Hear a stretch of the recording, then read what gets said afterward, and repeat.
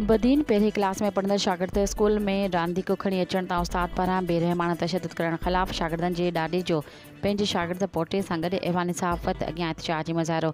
गोलार्ची जे ward number 4 ॻोठ मीर मोहम्मद सुमरो जे रहवासी अब्दुल रशीद पठाण जदूं ऐवान सहाफ़त अॻियां एहतिजाजी मुज़ाहिरो करण खां पोइ प्रेस कॉन्फ्रेंस कंदे चयो आहे त संदसि मासूम पोटे 8 साल आज़ान पठाण जेको पहिरीं क्लास जो शागिर्द आहे, जंहिं ते गवर्नमेंट प्राइमरी स्कूल जे मास्तर ॾाढा मैंथरो बेरहमानो तशद्दुद करे खेसि मरणी करे छॾियो, जेको बेहोश थी वियो, जंहिंजो डॉक्टरनि खां इलाज करायो वियो आहे। तशद्दुद में ज़ख़्मी थींदड़ जे ॾाॾे वज़ीर आला सिंध तालीम ऐं सूबाई वज़ीर समेत DO प्राइमरी बदीन ऐं डिप्टी कमिश्नर बदीन खां मुतालबो कयो आहे त संदसि मासूम पोटे ते तशद्दुद कंदड़ मास्तर ख़िलाफ़ कार्रवाई करे साणुसि इंसाफ़ कयो वञे। ॿी सूरत में DO प्राइमरी जे ऑफिस अॻियां अलामती बुख हड़ताल कई वेंदी। रिपोर्ट अली मोहम्मद शाहानी, लाडवाइस न्यूज़, बदीन।